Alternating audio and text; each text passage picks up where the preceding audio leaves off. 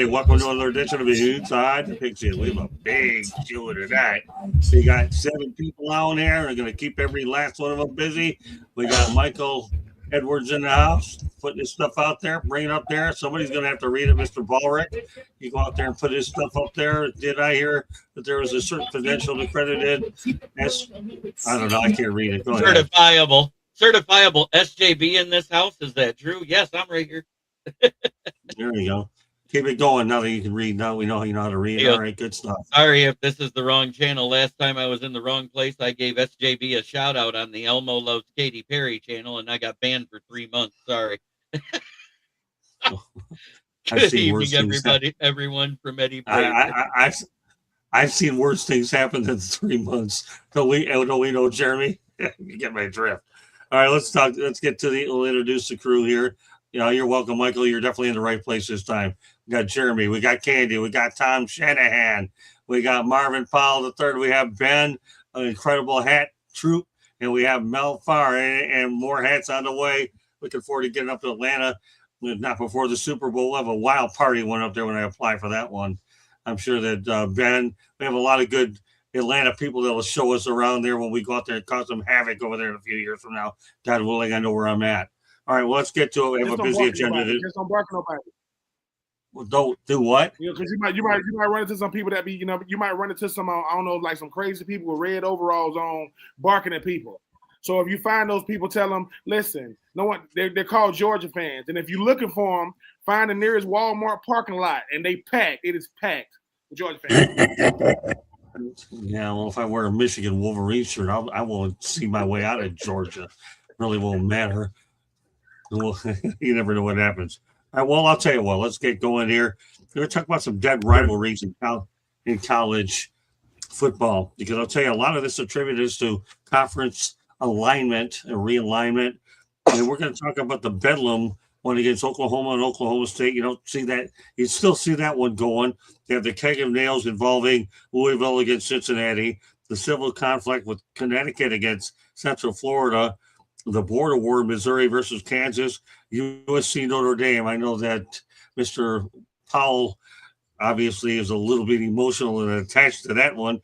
The Nerds versus Hippie, Stanford against Cal, the backyard brawl, Pittsburgh versus West Virginia, Oklahoma versus Nebraska. I missed one. That was a pretty good one many, many years ago. And then war on I-4, USF against UCF, Central Florida and South Florida. The Iron Skillet, TCU versus SMU, the Civil War, Oregon and Oregon State to still play it. Pittsburgh versus Penn State was definitely a brawl. And Michigan and Notre Dame. It seems like Notre Dame's always in a little bit of this. So obviously there a lot to digest. So Jeremy, I'm going to limit this question to one or two right now. Which one of these two in your mind stands out? Well, the Oklahoma State rivalry is one. And just because I like the name of it, the Iron Skillet rivalry between TCU and SMU. Okay. Candy? Man, you read off so many. I can't even remember all of them. I would say the Florida one, obviously, because anything in the state of Florida is big rivalries. So war and I-4.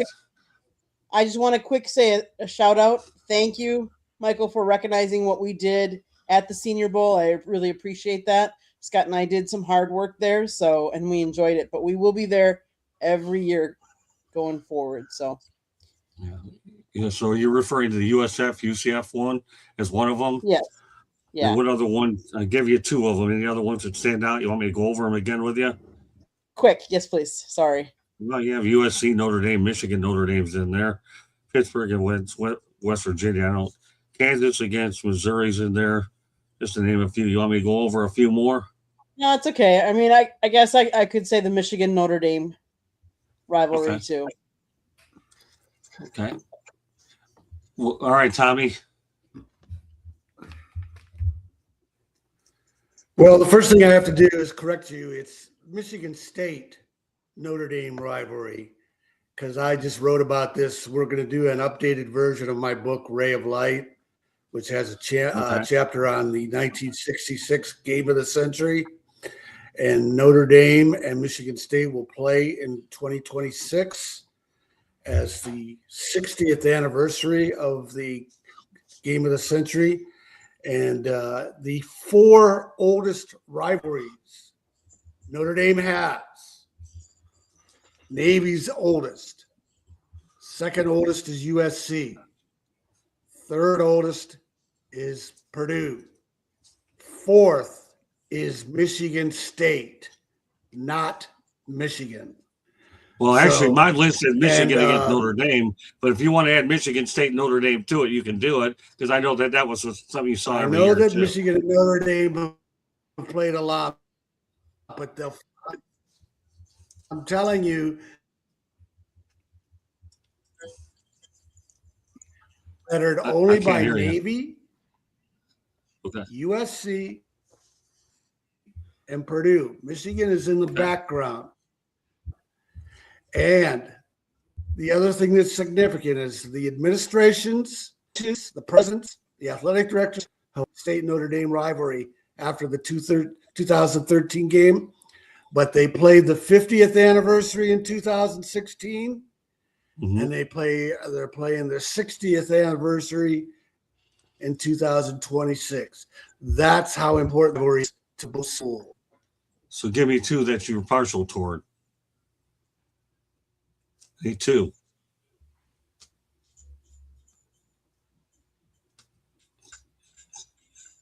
Tom. I just told you, but make sure you're good. Michigan State Notre Dame rivalry is older than Michigan. No. Okay, no problem. Just want to make sure I got 2 on record. No problem. Okay, Marvin. Yeah, you listed off a lot of teams and rivalries. I only heard 2 teams, Scott. I heard Notre Dame and USC. I'm gonna be honest with you, and it is. Okay. Listen, college football fans are robbed. Notre Dame alums and fans and players, USC the same, are robbed of the fact that we won't be playing this rivalry anytime in the next 5 years at least. And it's horrible when you think that these schools combined have almost 30 NFL Hall of Famers. These schools combined have almost 25 national championships. These schools combined have 15 Heisman Trophy winners. These schools have been playing each other for 100 years, only to be stopped by World War II, I believe, in COVID. It's horrible. Is that your internet that's breaking it up? Mine? Not that I know of. Can you? I hear you fine, Marvin. Okay. I hear you fine, Marvin, too. All right. So yeah, it's horrible that this rivalry isn't renewed. As I said, this was the landmark game for so many years. Yeah, about half the screens are going out. Mine's out right now. Scott's out. Candy's out. Tom, that's you, not all of us. That's your internet. That might be your internet, Tommy. All right, Ben, you got it. Well, I guess it validated it now. Or Mel, Go ahead. you got it. All right.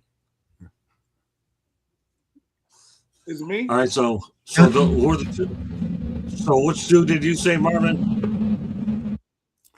Yeah, I said USC, Notre Dame, and I forgot the other ones. That's all I was thinking about, Scott. I'm sorry. Oh, that's okay. Don't worry about it. I'm sure it'll come back. Hey, Tommy's back. Okay, gotcha. Okay, Mel. Well, Scott, you teed this one up for us, and I'm surprised that Marvin didn't take. Or excuse me, UCLA and USC was not in that list because that's not really a rivalry. We're above USC. So Is it my internet or yours? I understand why you didn't include that because that's not really a rivalry because UCLA is by far the more dominant and prominent school. Out of that list that you named, I'm going to miss seeing USC as much as I hate to watch them in those maroon and mustard uniforms. But I'm going to miss seeing that game, the USC and Notre Dame game because you know I'm a college nut just like Marvin, and I watched a lot of those games. There's a lot of great players that played in that game. They a lot of Heisman Trophy winners on both sides.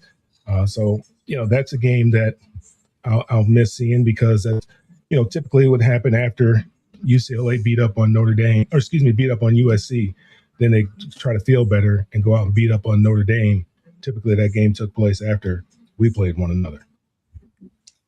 Okay. Ben? Yeah, I mean a lot of really really good games. I think some games that wasn't on that list that probably should have been that people are. It's very very Louisville, Kentucky is a very very very very underappreciated rivalry. I remember they used to play each other first game of the year every single year. UCF and USF ain't what it used to be because the teams ain't as good, but there is a rivalry out there, and I finna show my roots. It's called the Battle of I-16. You got GSU versus GSU. You got Georgia State versus Georgia Southern. And Georgia State just came to the party very, very frequently. I mean, very, very recently. But it doesn't. I gotta give USC Notre Dame some love. There are certain games that you do not let go away. You just don't. I don't care. Conference realignment, Marcus Freeman, whoever's at Notre Dame. You don't let that go because some of these young players don't understand. I mean, I hate to say it, but I mean Notre Dame is probably the biggest brand because they got the freaking Catholic Church, they got Touchdown Jesus, they got Rudy. I mean, they got a lot of stuff going for them, and you gonna just let that go. So, and the very first tush push that ever happened was the Bush push when Reggie Bush pushed Matt Leinart against Notre Dame. Like, come on, man! Like rivalries is where people are. You make names for yourself. So yeah. I don't like that they just let this stuff go away like it's not important. Mm-hmm. I mean, the fact that you call Oregon State Civil War, it's called the Civil War. I mean, come on, man. Yeah, the rivalries is a part of the college football fabric.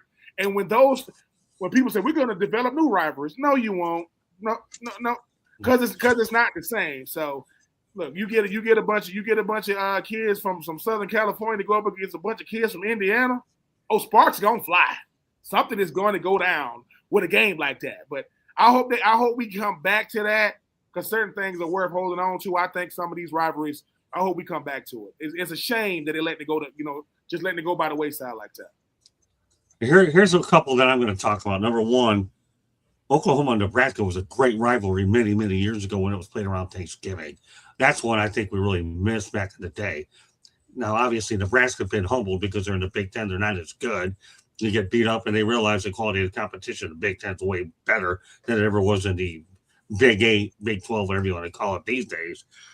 I-4 rivalry, UCF and USF, is great when they were in the same conference. I just don't think the tradition of the program stacks up to where USC and Notre Dame is. That to me should not go away. That I would. So if I were going to preface them in order, I would put Oklahoma and Nebraska number one because of the history and how close they were. And it was actually Nebraska leaving the Big Ten because Oklahoma's new buddy was Texas instead, and that's why Nebraska bolted for the Big Ten money.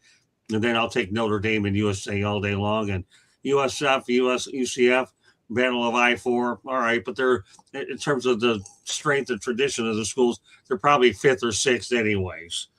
So I put this out there because it's a thinking person's question, and it gets people to think of how everything has changed because of conference alignment, and that's why it was brought up in the first place. I'm glad everybody had various opinions on it. With that said, Super Bowl 60 was the Patriots' 12th appearance, and out of 60, 20% are all Super Bowls. Their 29-13 loss meant that they have the most defeats with 6. You imagine that the New England Patriots now have 6 losses and they've been 20% of these games. Jeremy, what's your take on that? Well, they're on the wrong side of the history, which is what we talked about the last time I was on when we knew that these were the two teams going. But congratulations to them on getting there. I just want the Lions to get there once before I die. I can't tell you how many times I've told you that 10 times over. I've been around longer than you. The last time they won a championship was on my birthday, 5 years before I was hatched in 1957. That's where December 29th plays a significant role. Candy? Unfortunately, yes, they've been there that many times and lost, but it means they've been there that many times more than how many other teams that would just love to have a shot at being playing in that game. Yeah, it's unfortunate for them on the wrong side of history, but at least they've made it there that many times and all the times they've won it. So you got to look at it that way. It's the last game of the season, and they made it there that many times. So kudos to them. Mel? Yeah, I mean, I'm sure there's a lot of people who'd love to say that they lost the Super Bowl 6 times. That means you had six opportunities to get there. I mean, Buffalo went 3 years in a row? Was it 3 years in a row that Buffalo went and they lost? 4 years in a row they went. So I thought, yeah, they went 4 years in a row and lost. I mean, but I guess it's better to have loved and lost than to never have loved at all, right? So it's better to have gone and lost than never to have gone at all. So I would take going and losing over being at the house or being in Cancun. Okay, Marvin. Yeah, this is what you call champagne problems. This is what you call good problems. This is what you call rich people problems. I mean, again, I'm a Jet fan. My teammate, I ain't never in my life seen my team play for a championship. So I don't have any pity for them. Good for them. They've had good ownership and they had Tom Brady for 20 years. That makes a big difference. And they had Belichick and Kraft, and they had an alignment, and these guys were out there getting it done. So, yeah, again, these are what you call good problems if you're the Patriots. Ben? Yeah, unfortunately, my team was a part of the 6 wins for those Patriots. So, but I do agree. I heard Reggie Miller say something a long time. They asked him about LeBron James going to all these finals and losing. They said, Reggie, would you want to go to the finals that many times and lose? He went, yes. Dude, I mean, that means I lost to the best. I lost to the best team in the world, not a better team. I lost to the best team in the world that year. So, yeah, because, I don't know about Marvin and Mel. It's like, no, you don't want to lose a super duper, but man, everybody's watching me. Mom, can you see me? I'm just saying. So, yeah, I think the Patriots have become, a part of the gold standard of NFL football, and it's hard to do it in different eras. Like you had the Tom Brady era, Belichick, and people thought, oh, that's it. All right, no more of that. Here comes Vrabel, who made his name with those guys. So I don't like giving this much credit. The Patriots are the evil empire of the NFL. But the powers that be came together, aka Sam I Am Darnold, and shut it down. So we can come on here and talk. People thought no Bill Belichick, first ballot Hall of Fame. You know what I'm saying? I mean, no Robert Kraft. They got to win the Super Bowl, right? Wrong. No. So anyway, but yeah, shout out to the Patriots though. They are one of the best franchises because the hardest ability is sustainability, and they found a way to do it. So, hey man, congratulations to them. Do I want to talk about this? Do I want to talk about 28-3? Absolutely not. I don't want to talk about that because you talking about you just want to see them go, Jeremy. God, you don't want to see them go and do that. You don't want to. God, man, we had him. Damn. Anyway, hate Tom Brady, man, because he's that good. But shout out to them Patriots. You're starting to sound like Mr. Dennis Green there, talking about the Arizona Cardinals versus the Bears for a minute. I mean, it's Jim, let me tell you something. Let me tell you something. As long as I've been a Falcons fan my whole life. When I was in the NFL, I still used to root for them Dirty Birds, and I said, all right, we're going to win this thing as long as we don't give them an extra possession. We gave them an extra possession, couldn't cover Julia Edelman. And I'm looking at Robert Kraft. I'm looking at and I'm looking at Arthur Blank. Like, what? How? Do you know that my Falcons lost the Super Bowl and they never trailed? They never trailed the whole time. They lost.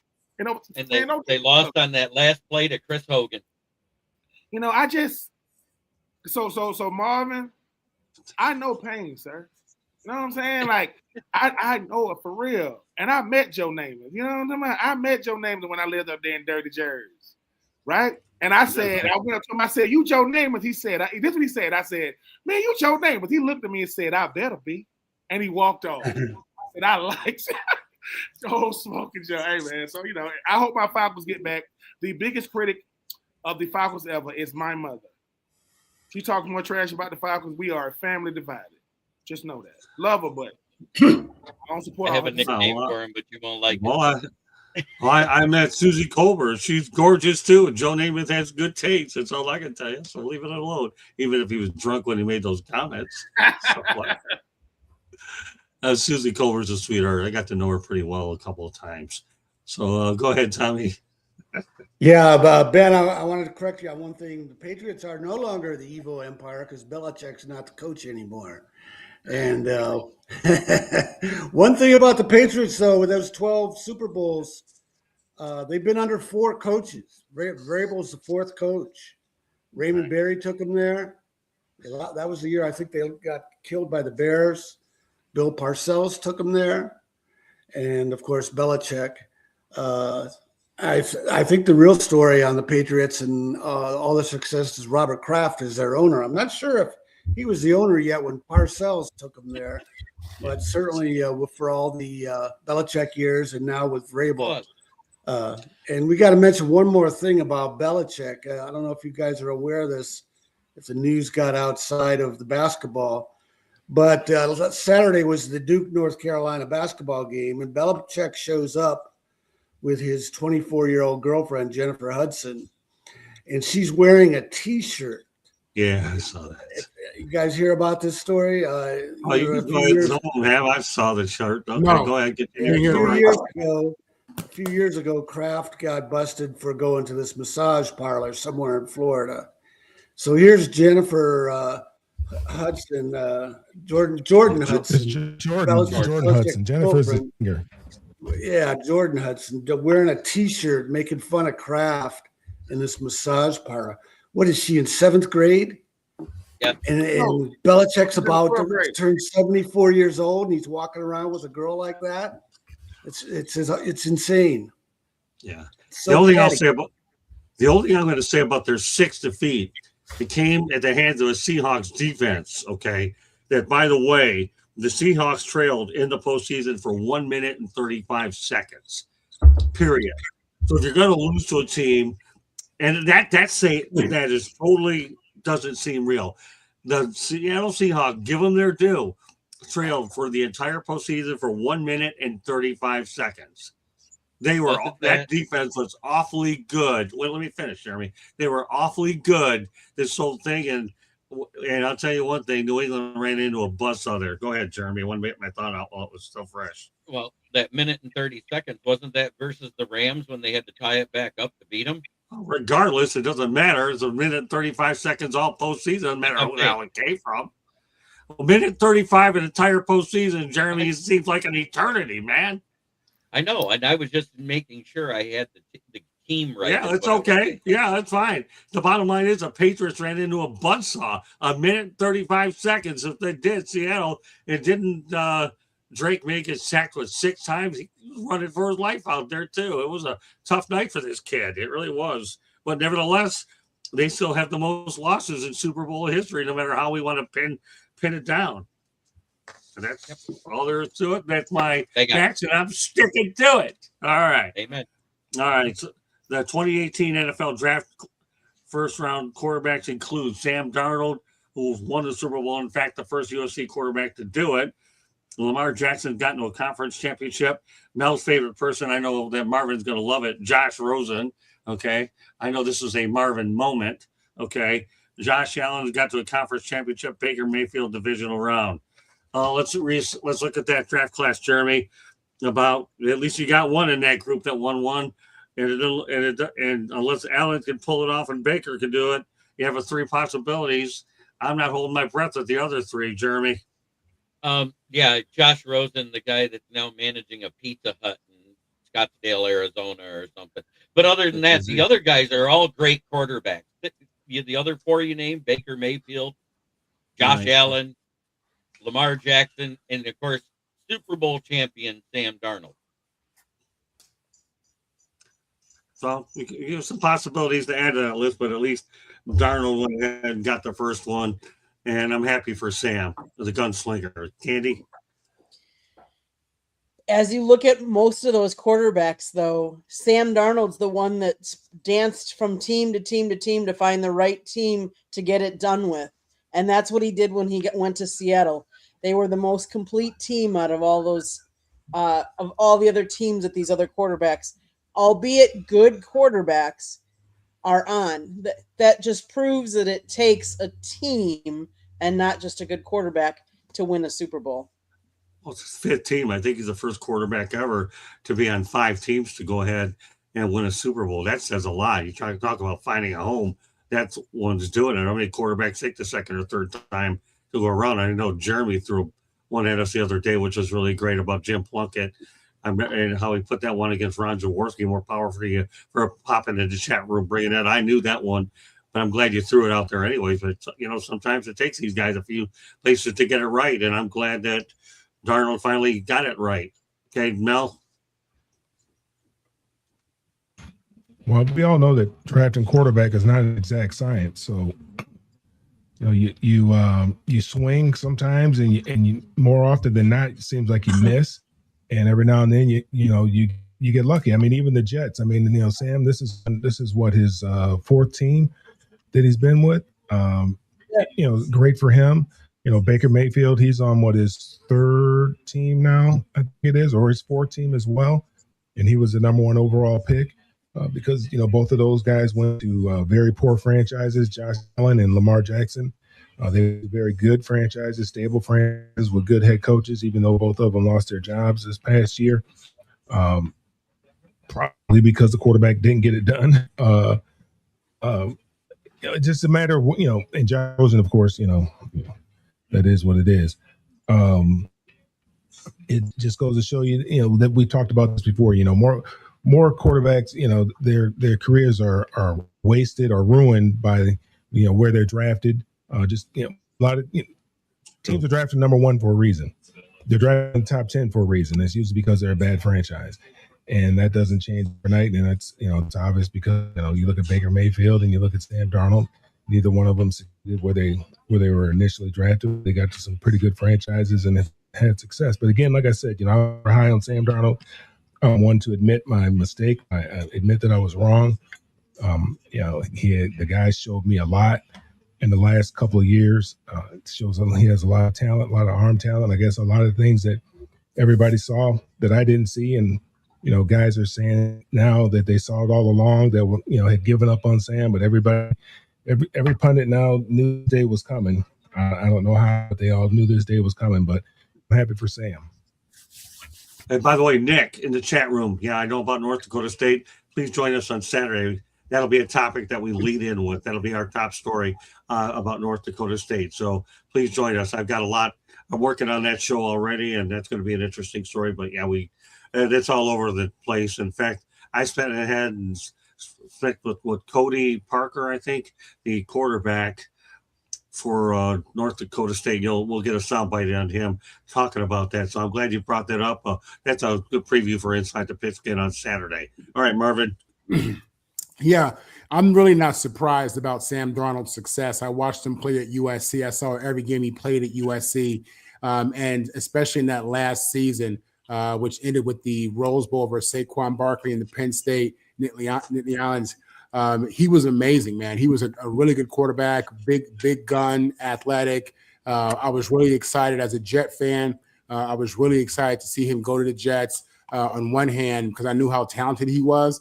But on the other hand, my question was, do we have a plan for this guy? Are we going to mess up his career? And, the Jets did what the Jets do. And this kid bounced around. He showed the ultimate perseverance, mental toughness, and went to the right organization who was ready for him. And this guy balled, man. He had a really good season and completed the Super Bowl with no turnovers, which is what you want out of your quarterback. In regards to the other quarterbacks, I'll be honest. I was really high on Josh Rosen. I thought Josh Rosen was going to come into the league and tear it up. I mean, I thought he was going to be it. And obviously I was wrong. And like Mel said, man, it's such a crapshoot in so many ways. It really is. I mean, you could sit here. I guess for me, it's easy. I can understand when people say it's easy to identify the Andrew Luck, the John Elway, the Caleb Williams. These guys just have different talent, but for the rest of these quarterbacks, it's a crapshoot. And like Mel said, you better hope that you go to a good organization that has a plan for you. So, you read off a lot of quarterbacks there. Lamar is the man, obviously, and and Josh Allen. These guys are really good players. But for Sam to be the first of that group to win a Super Bowl, that says something, and that puts pressure on Josh and Lamar. They need to get busy now. Great points, Ben. Yeah, the thing about Sam Darnold was he got drafted by the Jets. When the last time the Jets had a good quarterback, he was from SC, and his name was Mark Sanchez. He went to back-to-back AFC championship games with Rex Ryan, right? And then after that, then he leaves there and he goes to Carolina. I want to say that he was teammates with Baker Mayfield in Carolina. They had him and Baker Mayfield in Carolina. Then he goes to San Francisco. Then he lands with Minnesota. A quarterback is only as good as the team and scheme he's around. This guy landed in Minnesota, that quarterback get hurt, and then he's the only quarterback in NFL history to have 13 wins for two different franchises. What I like the most about Sam Darnold is Sam Darnold proves one thing: it takes time. Peyton Manning didn't win his first playoff game till year 6. It took Peyton Manning 6 years to win, but nowadays, as soon as you come out of college as a top quarterback, you got to start. You're starting week 1. So sometimes by the time a quarterback is halfway decent, he got beat up so bad, his confidence is so bad. Everybody wants to look at Sam Darnold saying he was seeing ghosts with the Jets. Well, he's just being honest, right? And people want to use that against him. But what I like the most about Sam Darnold was he says, look, man, I had to survive and grow up in New York. Most quarterbacks don't have to deal with that level of scrutiny. Play it a day in, a day out. And by the time it was time for him to start, look at the way Justin Jefferson and Jordan Addison and current Minnesota Vikings are saying we shouldn't have gotten rid of Sam. They're literally saying that if we didn't get rid of Sam Darnold, that could be us, winning it out because he won 13 games the year before. But I am happy for Sam Darnold. I was like a lot of people though. I jumped on the bandwagon because misery loves company. It's easy to talk trash about a player when he's not playing well. But the thing about Sam Darnold, he has what all quarterbacks need. He got staying power. All right. I haven't looked my best, but Sam Darnold let people know I ain't chasing, regular season MVPs. He may never be in the regular season MVP, but he's going, what they going to say now? Like, what they got to say now. And I agree with you, Marv. Josh Allen, Justin Herbert, Joe Burrow, Lamar Jackson, and all these big-time quarterbacks. I'm looking at Jalen Hurts. I'm looking at Sam Darnold. And I'm looking at guys who, and I know Sam Darnold was the 3rd overall pick. He's a little bit different, but they lapping these dudes because everybody gets caught up in this regular season stat sheet. If you can attend the NFL honors, that means you're not in the Super Bowl. Sam Darnold was getting ready for the Super Duper, and now he and Kenneth Walker, I think they're in Disneyland right now, riding on rides. Congratulations to that, man. I mean, I'm happy for him, and they got him for a steal last offseason. They're going to have to re-up this offseason, though. They're going to have to back up the truck. I'm glad you brought up Kenneth Walker. Great stuff. I know, Tom. That's a great segue to Tommy, too, isn't it? But before we do that, Michael Edwards has a question for Candy, then we'll feed into Tom. Go ahead. Please, is there a camp for Ken Dorsey, the current pick, number 1, Mendoza? I see it, but what do you think? All right, go ahead, Candy. This one's for you. We're going to stay out of it. Is there a comp for Ken Dorsey? I don't know. I see. Is there a comp for Ken Dorsey, the current pick, number 1, Mendoza? I don't know. It'll be interesting. Well, your question, so you're the one that we're not going to. We'll see. Join the country club. Maybe she'll have time to think about it Thursday night. There was some. That's a little teaser. I was researching something else, so I researched. Hey, Jay, I researched go ahead, it Jeremy. for you if you want. It says Fernando Mendoza's pro comp is Jacoby Brissett with a dash of Brock Purdy. Okay. There you go. There's your answer. All right, Tommy, go ahead. Yeah, the thing I find interesting about those quarterbacks is the 2 guys that turned out to be most ready to play in the NFL early in their career were Josh Allen from Wyoming and Lamar Jackson from Louisville. Mayfield was number 1 pick out of Oklahoma. Darnold, number 3 out of USC. Rosen, number 10 out of UCLA. You'd think those guys would be the ones best prepared to go to the NFL. So you just never know. Part of that is Mayfield and Darnold both went to bad teams. Right. And then Jackson went 32nd, so Baltimore was a strong team for him to join. But Josh Allen out of Wyoming, who would pick a Wyoming guy to be ready to jump to the NFL? So you just never know with quarterbacks. You never know. See, I expected a little bit more. I'm like you, Marvin. I expected a little bit more out of Josh Rosen. He was just a victim of bad luck in a bad situation. Josh I Rosen really couldn't did. play. I never saw it. He couldn't play. Well, I'm like you. I'm like you, that man. Everybody, I knew that Josh Rosen was gonna struggle when people say things like, "Well, he don't Plus, he really had other need football. interests. He can play Yeah, he had football." other interests. Right. Yeah. Yeah, like He when wasn't people hungry. listen, Arch Manning sits back and laughs at all of us. People saying, "Man, he need to play better than that. He took less money in NIL. He was gonna be getting NIL money if NIL didn't exist. He was still gonna be making guap, even if he's a Manning and he's gonna be the number 1 overall pick whenever he comes out. So of course he's gonna come back to Texas. I ain't mad at him. Every quarterback in college football is jealous of one quarterback, and his name is Carson Beck. Not because he played in Miami, because all he had to do was play football. Talk that talk, Carson. He get to go to the beach, do some TikToks, and go out there and throw touchdown passes. I ain't mad at that, man. Life is. So I still expect a little bit more out of Josh Rosen than he is, regardless of what you say, whether his interests were there or not. But when you look at the rest of that class, Josh Allen had a good situation. Buffalo couldn't get a quarterback to go their way, and they finally drafted one. And they didn't have to worry about cold weather because it's colder in Wyoming than it is in Buffalo, so that was easy. And when you look at the rest of that group there, you've got Darnold, obviously, took 5 times to get it right, and now the Jets are biting themselves in the backside as well. So you had a lot of good quarterbacks in that group, and Baker Mayfield had a decent career in Cleveland. I think they're wishing that they never let him go, but then again, they wished a lot of things in Cleveland they wouldn't let it happen anyhow. And we'll leave it at that. You know what? I think it's time for a quick station break. Andy, go ahead. South Florida Tribune Publishing Company published a book, Lessons from the Microphone, Tuning into the Enduring Wisdom of Visionary Leaders.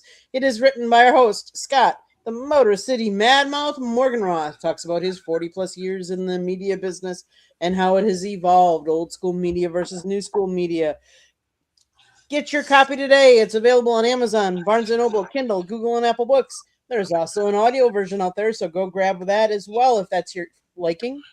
There's a link on our website, www.southfloridatribune.com, where there is a plethora of great content, so go check it out. If you like to listen to podcasts, you can find us wherever you get your podcast. Last but not least, well, 2 things. If you want to be a guest on the show or have topic ideas, you can always email us at southfloridatribune@gmail.com. Last but not least, if you see the red subscribe button in that lower right-hand corner, that means you have not yet subscribed to us. What are you waiting for? Just click it, like us, share us with all your friends and family and anyone you think would enjoy. Monday nights, we talk baseball. Tuesday nights, we talk football. Wednesday nights on Sports Exchange. You never know what Scott's got up his bag of tricks. Thursday night on Fire Up, you don't know what we're going to be talking about either. So you got to tune in, turn on those notifications so you are notified to take it all in. And then we have other programming as well, like Inside the Pigskin on Saturdays. If you like Fan in the End during the day, if you're available, go check out all of the great programming we have on our channel. Thanks, Scott.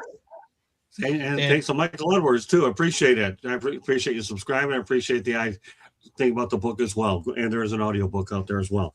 All right, let's continue on. Let's continue the Indiana story as we wrap up, unless there's anything that's out there for somebody else to talk about. So, all right, we'll continue on the Indiana story. I'm going to continue to bring them up as I get more and more information about it. But, they actually had as many as top 10 wins this season in its entire history. Unbelievable. They beat 6 top 10 teams, got Illinois 63-10 at home. Oregon, they ended up beating them 30-20. Ohio State 13-10 on a neutral field. I don't know what they did to Alabama, 38-3. You got Oregon again as well on a neutral field. So then you also have Miami 27-21. And from 1899 to 2024, Indiana was 116-1 against top 10 teams.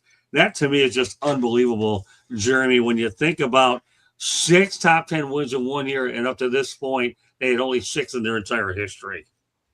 And think about that coaching job that Kurt Signetti did with that team, because they were full of what? They had 2 4-star recruits, and the rest of them were 3 and 2-star recruits. And the way he coached them up, that defense got a heartbeat the last 2 years out of Aiden Fisher, who's coming into this draft, and I think he's a very underrated, slightly undersized middle linebacker.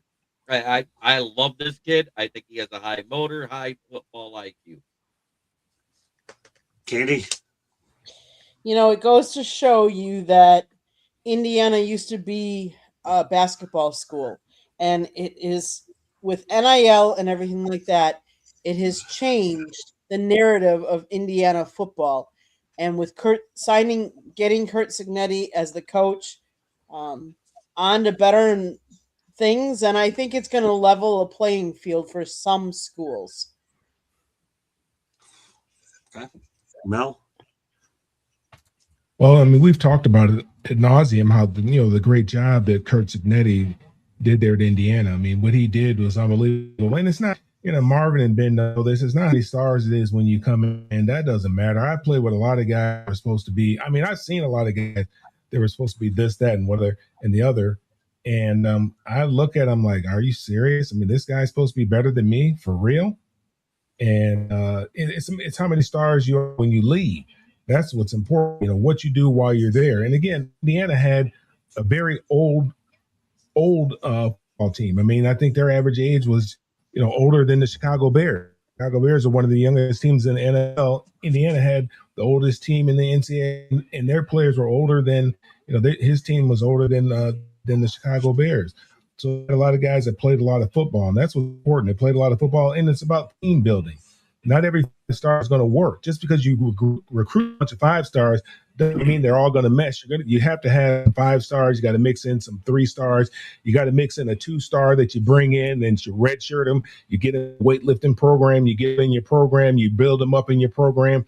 You teach them your program, and he understands the program and what it takes to be successful at that university. You have to have all that in there. You put them all in the pot and you mix it all up, and then you hopefully you win some championships. Hopefully they'll do that this year at UCLA. I mean, they've been recruiting 5 stars at USC, and what has it done for them? They got a 5-star coach supposedly.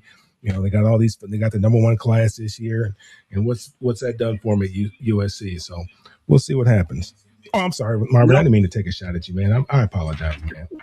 Let me add a little bit of something to that. Oregon, number 1, it's tough to beat a team twice in 1 year, but Indiana did Oregon was one thing. They ended up beating them away 30-20. Then they got on a neutral field. They embarrassed them 56-22. So tell me it's tough to beat a team twice, but the way they embarrassed them the second time was too surreal.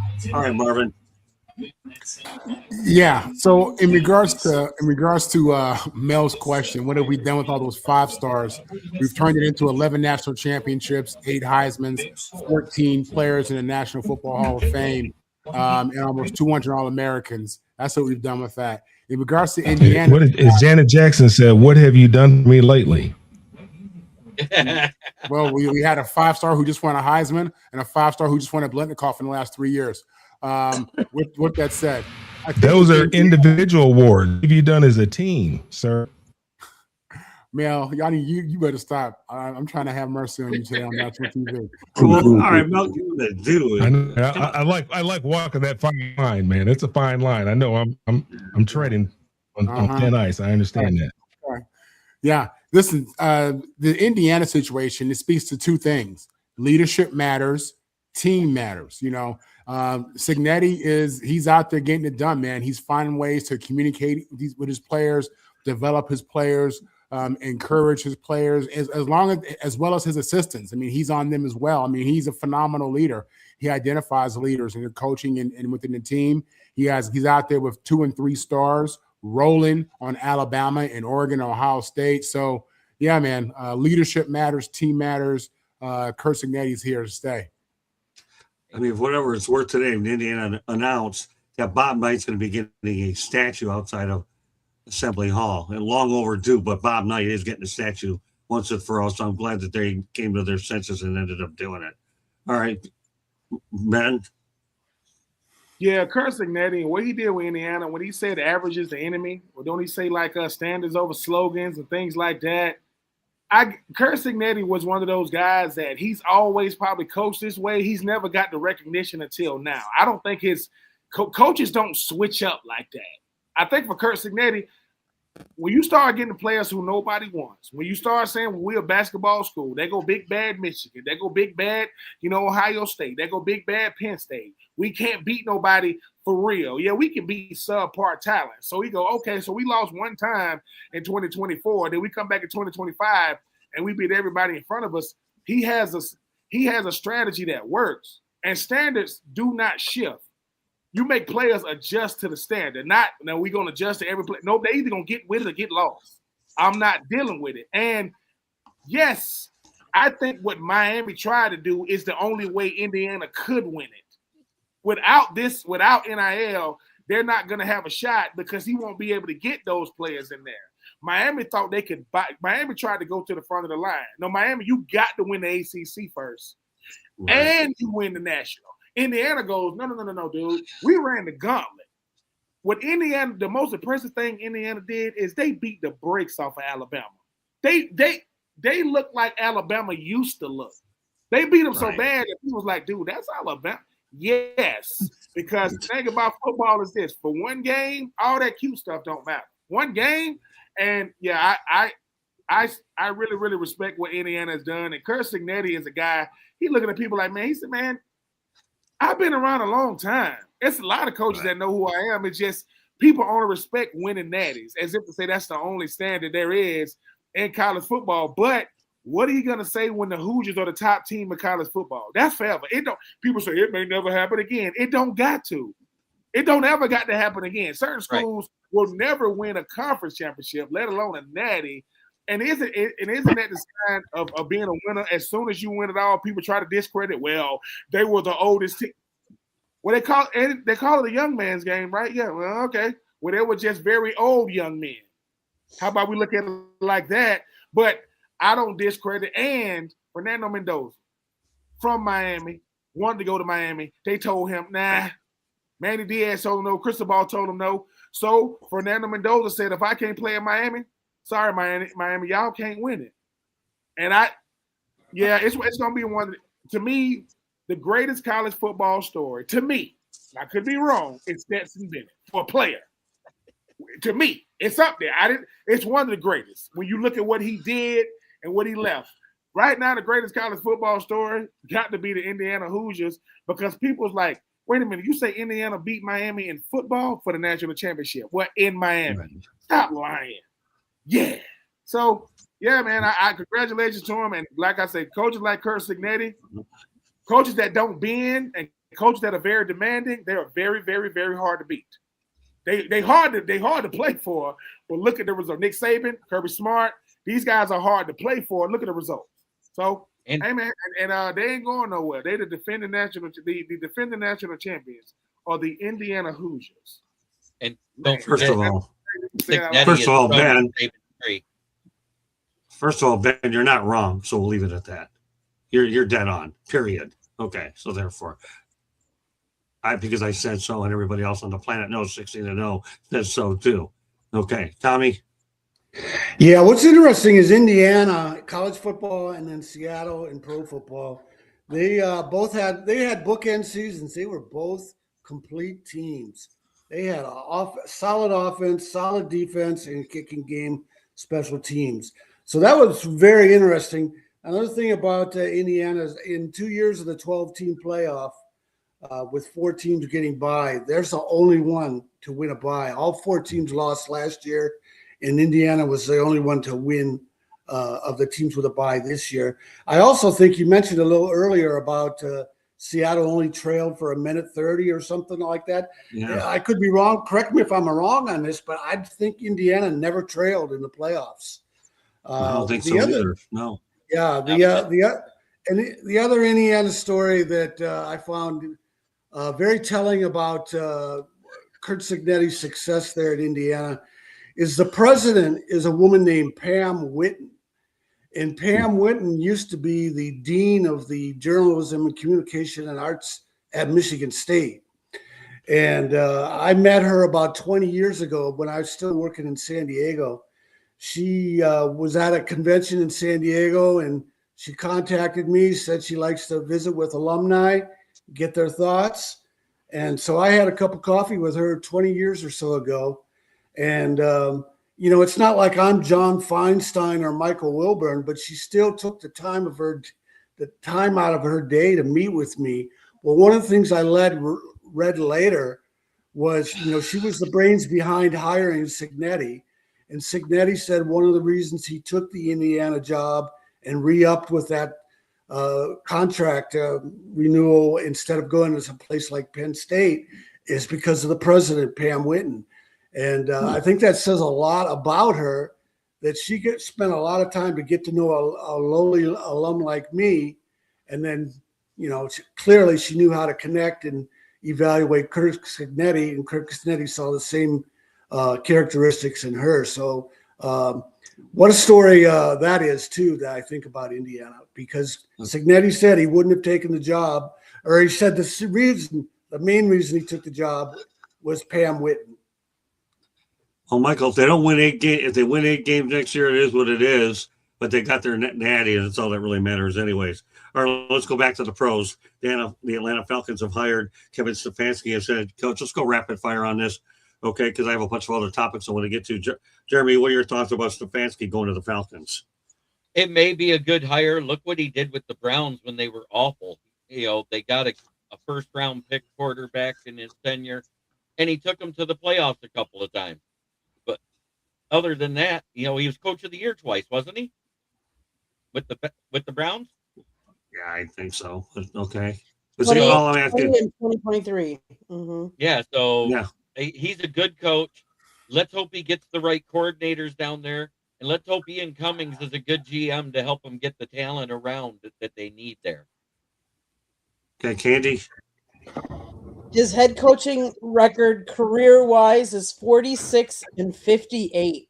So he doesn't have the best but he hasn't been on the best teams, though, either. Let's face it. We've all said the Cleveland Browns are not the place to go as a coach. But, you know, hopefully he has more talent, I think, in Atlanta. Let's see what he can do with the talent he has, and maybe they can surround him with even more talent with the draft and everything. So, yeah. Let's see. All right, Mel, you're there. What do you think? Good hire? The guy went 8-26 the last 2 years. The coach said the Falcons went 16-18 the last 2 years. Cleveland finished up last year losing 5 out of the 6 last games. The Falcons finished up winning the last 4 games of the year. So that pretty much sums up how I feel about the hire. I don't understand it. I'm not impressed by it. If I'm Ben, I'm not real excited. I don't think Ben is. I would be real excited about having Kevin Stefanski there, but I'm not a Falcon fan. So, okay. Marvin, it really comes down to one question: who's the quarterback? That's it, right. Man. This is a quarterback-driven league, and it doesn't matter. He's ruined. How many quarterbacks is he ruined? I don't know if I would put it like that, man. I think that situation in Cleveland with him, you know, he got a lot of bad press. There were a lot of things that were done that people thought that he was taking shots at Shador by not mentioning his name in press conferences and things that I thought were unusual. So yeah, who's his quarterback? You know, what's his relationship with the quarterback? Does he know how to treat a quarterback? Because what happened with Shador this year wasn't great press. But yeah, Penix is a talented kid. I like Michael Penix, but the guy gets hurt, man. And I hate to put that on him, but he's injury prone. I just don't know if you could put the franchise on him. They drafted him in the first round after they gave Kirk Cousins $100 million guaranteed. But, you know, Kirk's out the door, going to be out the door. So do I like it? You know, I can't answer that until I know about that quarterback situation. And I don't think it's good in Atlanta right now. So, Ben. Yeah, I can't stand it. I mean, Kevin Stefanski is one of those type of guys, so he's living off what he used to be, not what he is. And I understand what he was for Cleveland, but if you are in that locker room right now, you got guys like Jesse Bates and guys like, you know, Kyle Pitts and those guys who are veterans on that team, you know, Matthews and those guys. They want to see what type of coach he is. I understand he's probably gonna micromanage and kind of, you know, let his assistants go out there and do it. But people saw it is on your resume that you had a fake playbook or a fake play call sheet on and that you gave to your starting quarterback. And when asked, you was like, it was the wrong one. You make fake wristbands in the NFL? Right. Anthony Richardson, lie to me. No, say, I don't know who did that. Throw it on the staff or something. And I just think the thing about it is, you know, when you start talking about recycling coaches, right? Kevin Stefanski is the reason why Baker Mayfield got out of there. He got Baker Mayfield out. The guy that took it to the playoffs, gone. And then I don't consider him a quarterback whisperer or anything like that. But I want to see do the Falcons respect him as a man first, then a coach, or do they just respect your position? Because if they just respect your position, I don't know how much better he can make the Falcons. I'm not saying my Falcons are world beaters.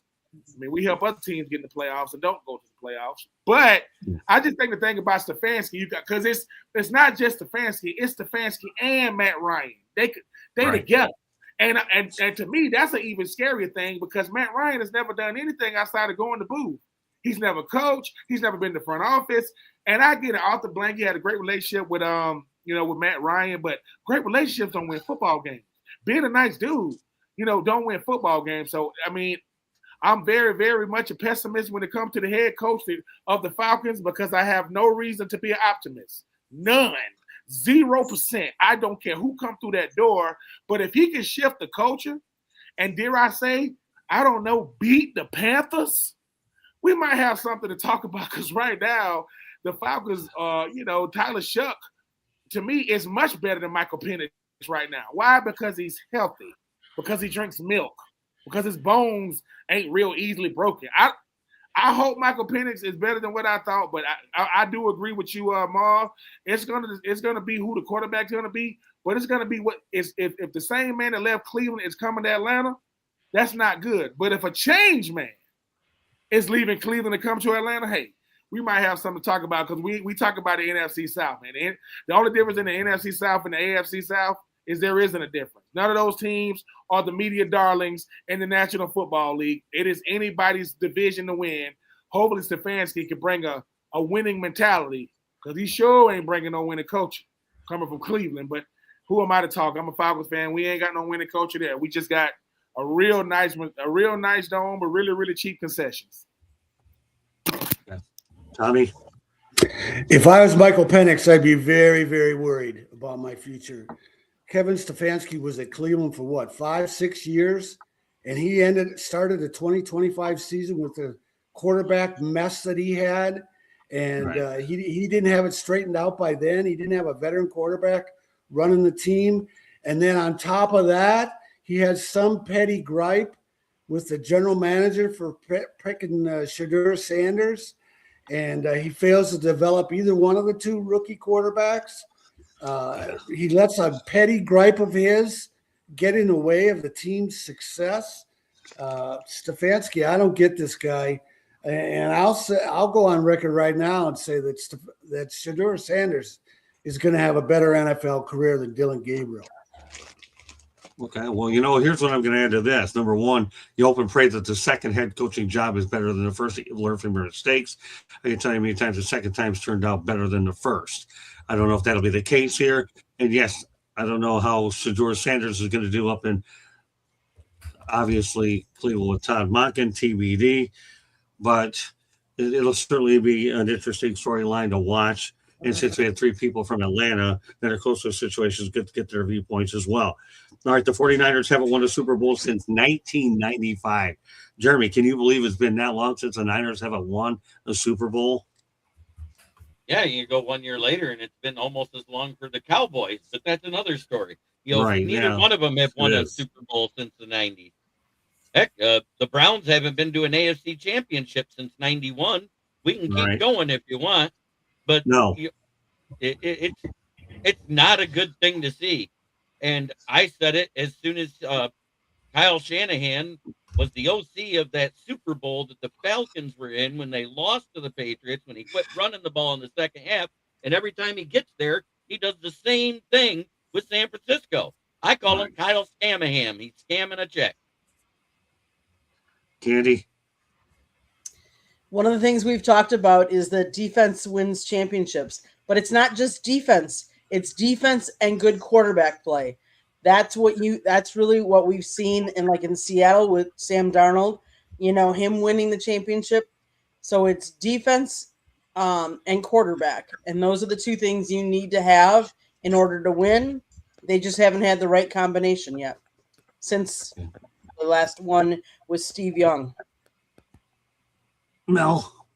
Scott, you got to love Candy. She understands football. I mean, you look at the two teams that were in the Super Bowl. They had two defensive coaches that were the head coaches. All the pundits say, "Oh, you need to get an offensive guy. You need to get an offensive coordinator to be the head coach. You need to get an offensive guy." Well, defenses win championships. Yeah, chicks dig the long ball. I understand that, but when it comes down to it, you have to be able to stop somebody. My brother was talking about, we were talking about the game, and he said, "Man, Dan Campbell needs to learn something from the coach for man, I can't even think. Who just played in the Super Bowl? Help me.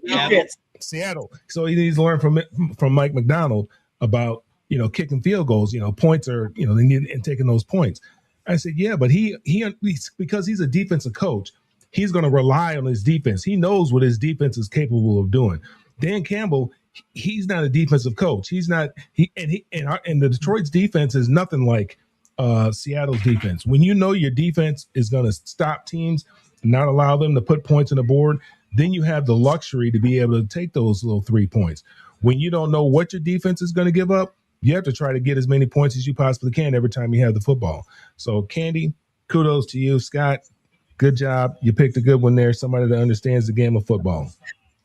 Thanks, Mel. Appreciate it. All right, go ahead, Martin. Appreciate it, Mel. Yeah, I mean, I guess really my thoughts just on this game. You see today in the NFL, everybody's going for the Sean McVay. Everybody wants the new age offensive dude, the guru, and all that. But what does it come down to, man? This thing came down to defense and running the ball.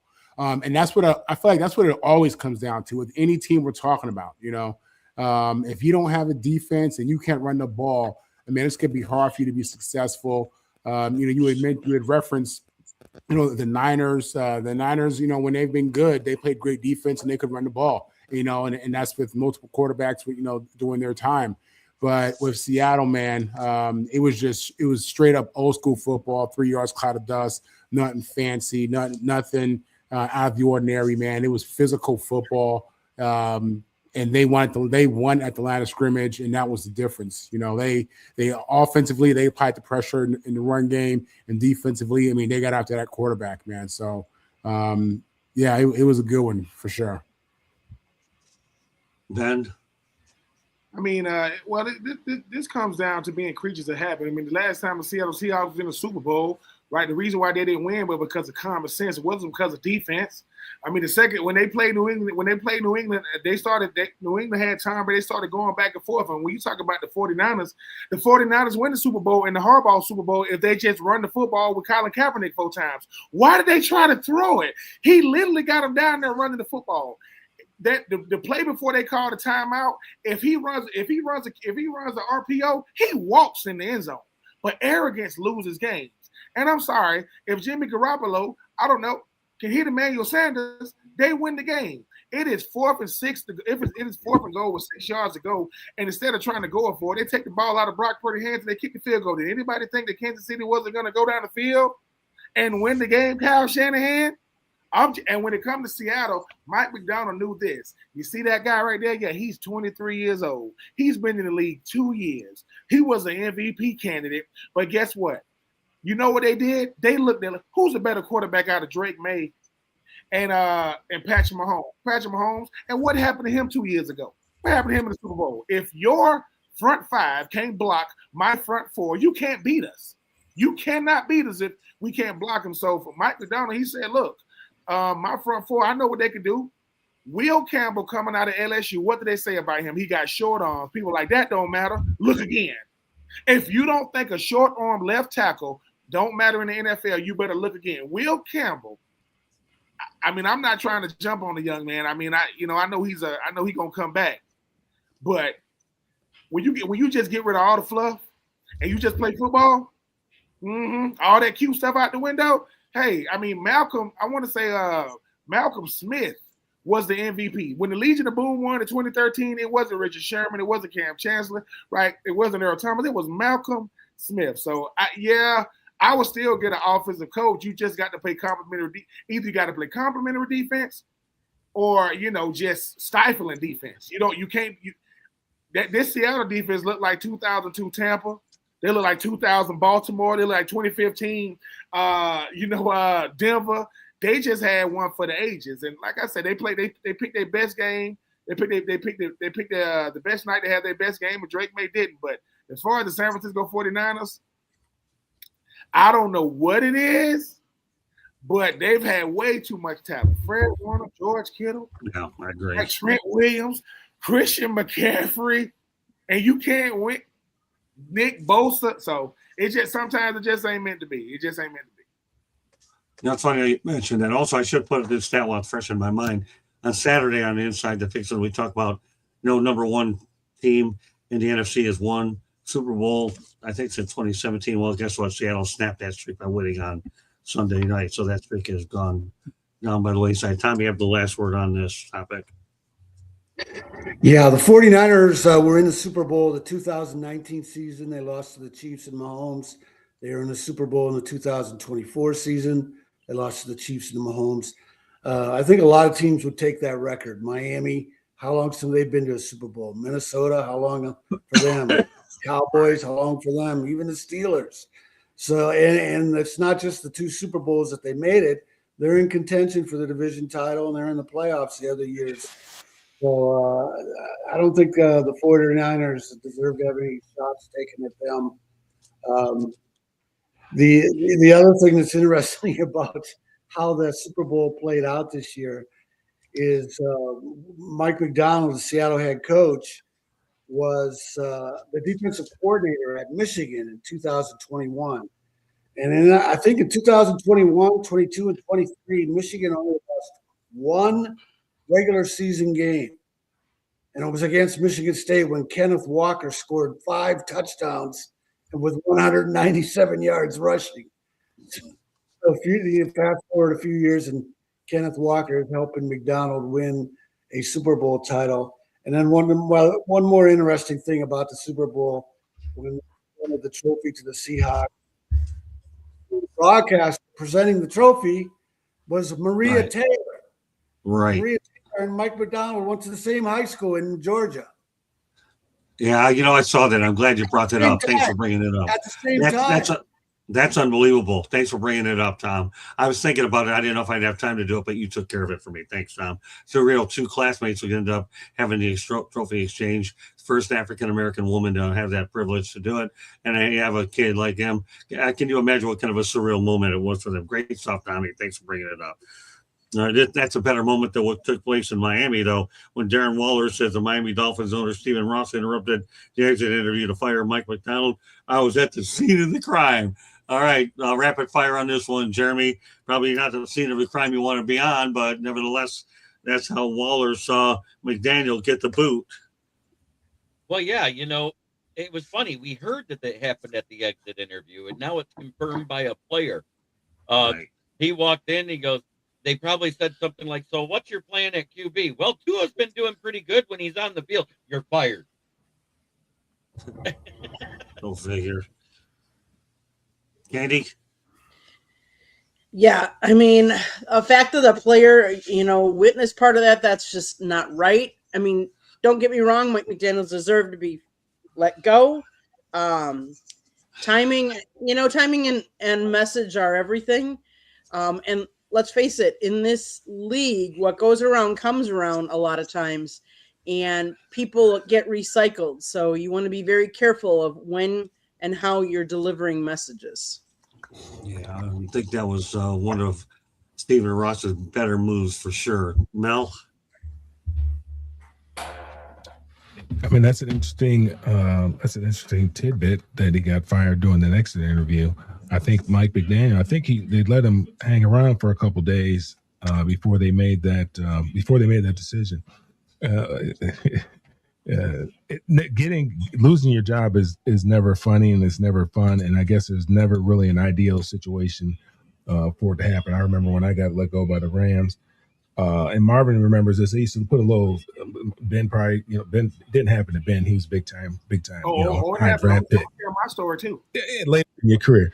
But you'd have a note hanging from your locker, and usually your locker's already cleared out, so you don't even have the opportunity to get dressed to go.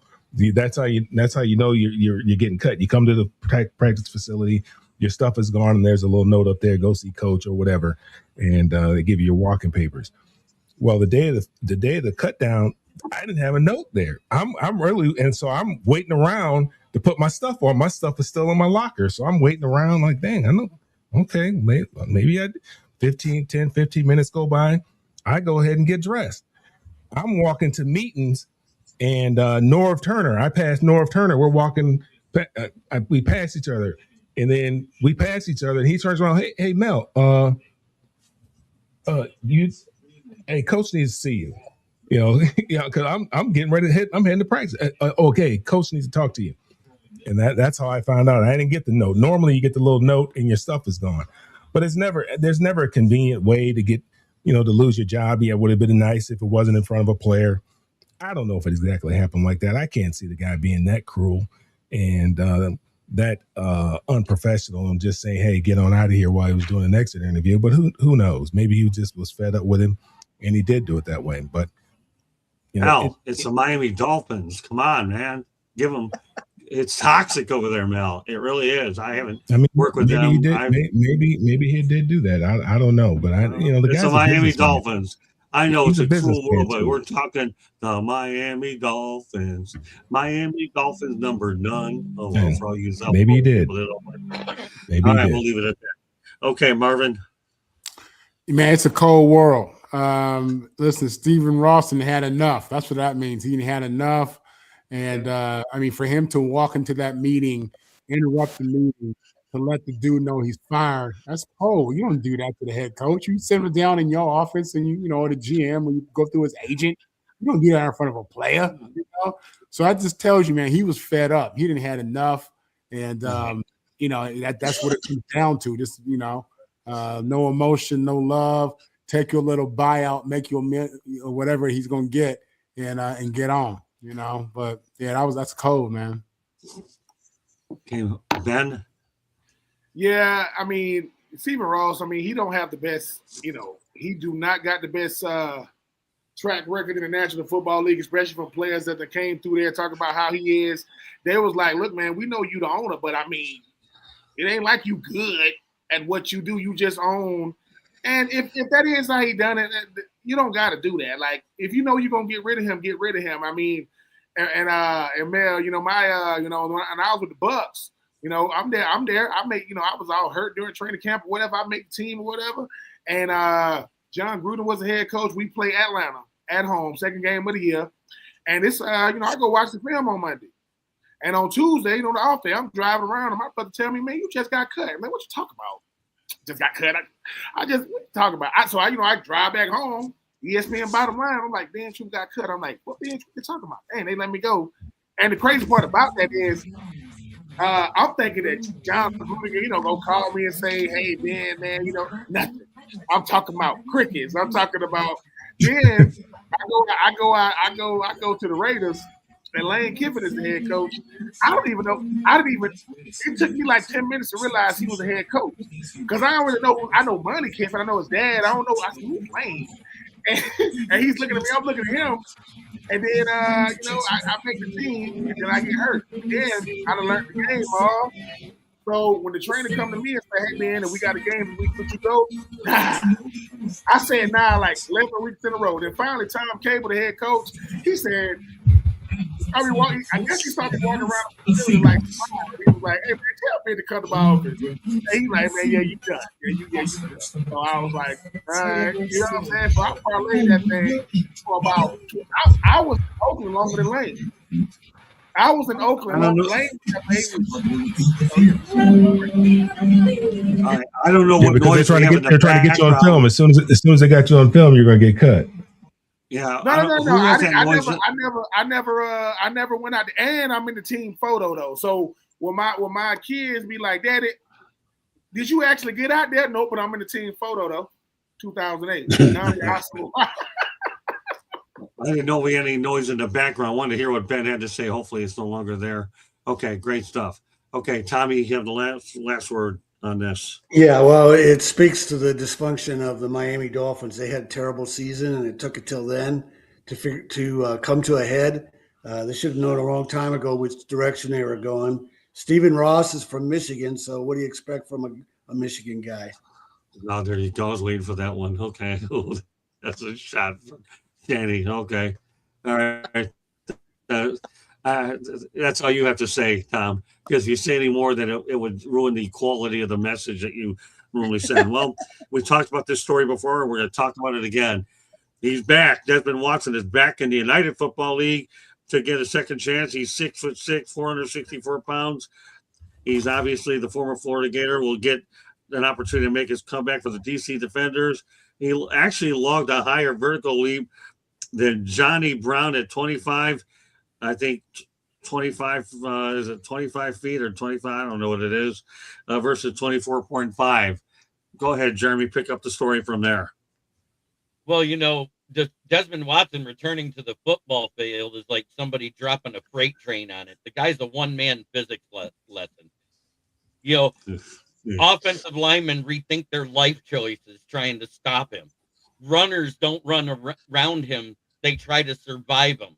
I mean, he's that big, a 464-pound wrecking crew from Florida. He is.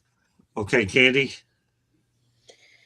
Yeah, I mean, he completed 36 bench press reps, which would have been the top mark at the combine, and he ran a 40-yard dash in 5.95 seconds, in addition to recording a vertical jump of 25 inches.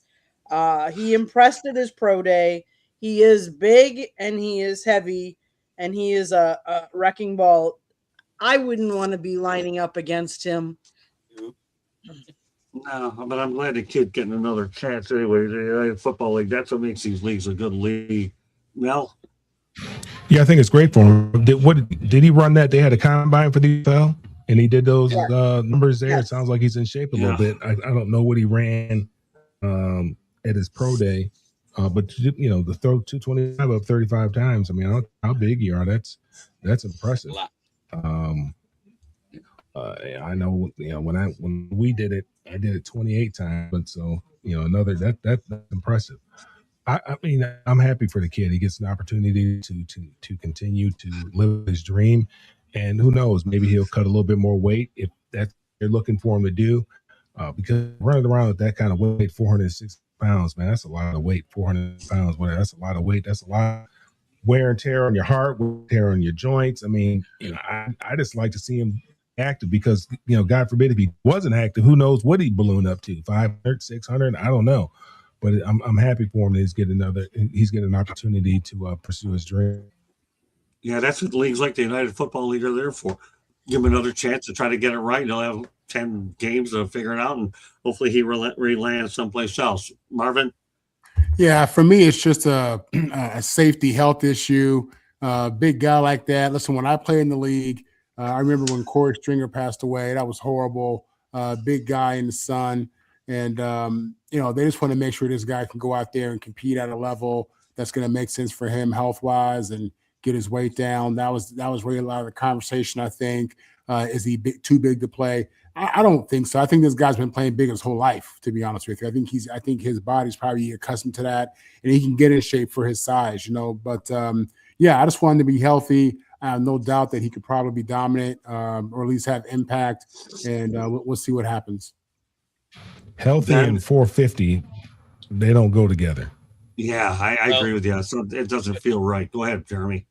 But when he was in college, his junior year, he registered 540 on the scales. He has lost weight.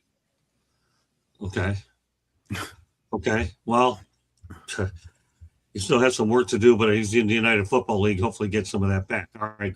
Who was I with? Yeah. All right. Sure. Who's next? Is it Ben?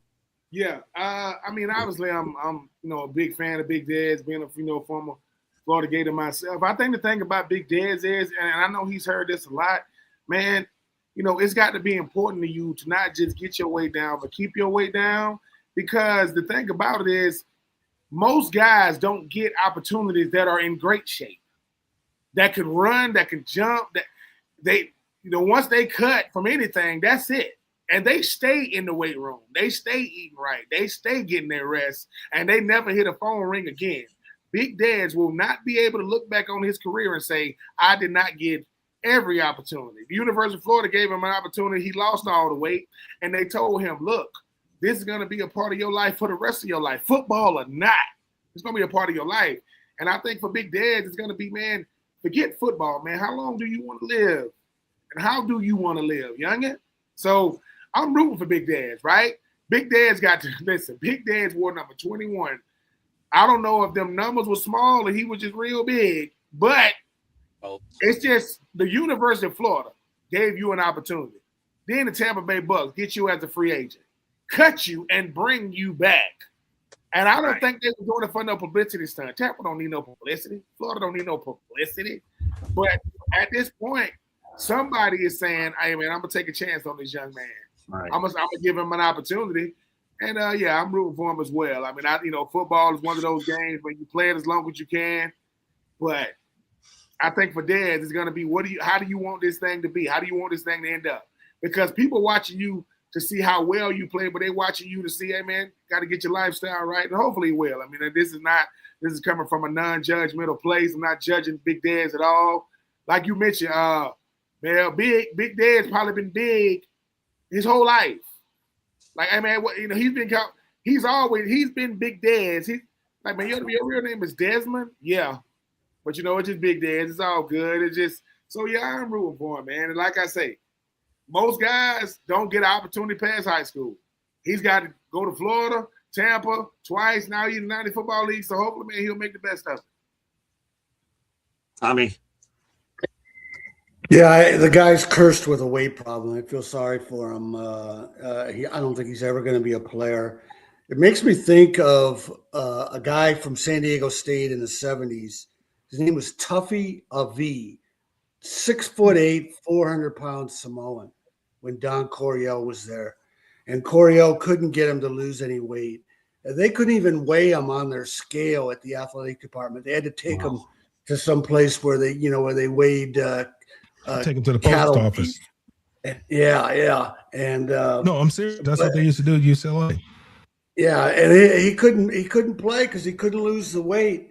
But the one thing he did contribute to a great San Diego State tradition. He would get dressed up like a Samoan warrior and come out on the field and throw a flaming spear into the turf, and the crowd would go wild. And one of the days he did that, they played Florida State and Bobby Bowden, and they routed Florida State. And then Bobby Bowden, I wrote a story about this once. Bobby Bowden went back to Florida State and said, "We're gonna steal that for our team." And that's what Florida State does with the Seminole, riding a horse out on the field and throwing a flaming spear into it. But Tuffy Avi, he was 6'8", 400 pounds. A lot of Samoans have weight problems. He died at 39 from a heart attack. Okay. Well, all I can say for Desmond, I wish him well. It's a story that I've been monitoring for a long time. I'm glad he's going to have a chance to get it figured out in the United Football League, and we'll see where it leads in the pros. That's why I think the league's going to start playing, I believe, is it March 27th, I think. So we got about another 4 to 5 weeks before they get going. All right, now this is a rapid-fire question, and that's it. Cy Simpson turned down $6.5 million to enter the draft. The Alabama quarterback is going pro. Really quickly, Jeremy, is he ready to go pro? I don't think he is.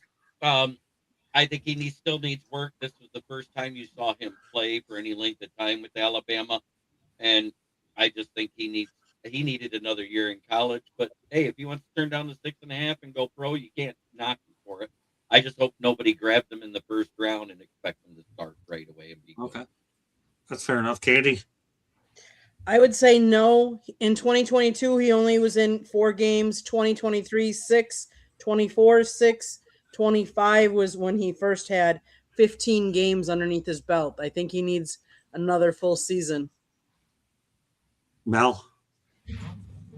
Yeah, I mean, he would get paid to stay in college. I think he would have benefited from another year in college. I mean, more snaps, more reps, more opportunities to look at defenses, learn the nuances of offense, learn the nuances of coverages. That never hurts because they're not teaching that stuff in the NFL. They're not teaching you nothing. You got to come in ready to play. If you're not ready to play, they're shipping you out of there. So I mean, if he wants to learn something, he's going to have to learn it in college because the NFL is no longer in the coaching teaching business, especially at that position. Marvin. Yeah, if I'm correct, I think the money came from a different school other than Alabama, and I think You're right. It did. A lot of his issue was, he felt a certain loyalty to Alabama as well. I believe I read that or saw that. That was part of his issue. You're right. So, listen, I can appreciate an old school mentality. A kid feels loyal to a school, but this is a guy who doesn't have a ton of starts, in my opinion. And I think the record shows that, once you have a certain amount of starts, you're more prepared for the NFL. He should have taken that money and got them starts and got better at his craft and had one more year to get ready for the NFL. Because once you get in the NFL, it's no turning back. You can't go back to college and get those. You can't do that. So, yeah, man. They're trying. I know. That basketball player tried. Yeah. But no, I think tough call for the kid. I would have gone back to school if I were him. This has got Anthony Richardson written all over it. I can tell you right now. That's he's another one of Ben's boys. Yeah. Right. Come out way too early. That's what happens. All right, Ben. Oh, but he didn't have the talent of Anthony Richardson. He's not going to go in the top 10 or 5 or wherever Anthony Richardson went. That's not the point. He should have stayed in school. He should have stayed in school, Mel. And I agree. I mean, it does have Anthony. If you come out way too soon and you can get the money, you take it. But this kid felt that he didn't want to do it. Anthony Richardson, obviously, the money was in the NFL and he came out earlier. It's a different animal altogether. Okay, who's left? Ben, on this one? Yeah, and speaking of a different animal, I mean, it's only some of the people know what it's like to be the starting quarterback for Alabama. You don't get to hide in Alabama. You not just get to walk around like everything is good. And when you losing to Oklahoma, when you not making the SEC championship, because I think they won it in 2023. Ty Simpson is a good quarterback. He's not a great one by no stretch of the imagination. And unfortunately for him, they judge you off the position you play and who played your position, where you played. They're like, he don't look like Bryce Young to me. He don't look like Jalen Hurts to me. I'm like, no. He don't look like Tua. No, he don't look like none of those guys. And I don't look, everybody thinking that it's all about the money. Ty Simpson was like, not really. I mean, I'll take it. I'll take the money, but I'd rather just go pro and deal with what comes with it, because I don't, it's a high level of scrutiny being a high profile athlete in some of these schools. And Ty Simpson was like, well, it's probably going to be getting money. The school that was probably giving him more money, probably ain't the school he wanted to go to. Like, yeah, we'll give you the money, but you can help boost our reputation and resume, but you ain't going to really boost your own. But, yeah, I don't really – but I still don't really understand why he's going to the pros when just say you take the money and you don't get drafted. You got plenty of cheese. There are worse things to start your life with millions in the bank. With people like, and Travis Hunter, I love you. But don't say things like I was broke in college making $500,000 a month. Travis, Preach. I love you, Trav. I love you. But if $500K a month is broke, sign me up for that. So I can make $500K. I'm just saying, he's a young man. Hey, I love you, Trav. You know what I'm saying? Your family live in Savannah, but just run it by your publicist before you press send. That's all I'm saying. Just run it by them and say, let me see. $500,000 is broke. No, broke is broke.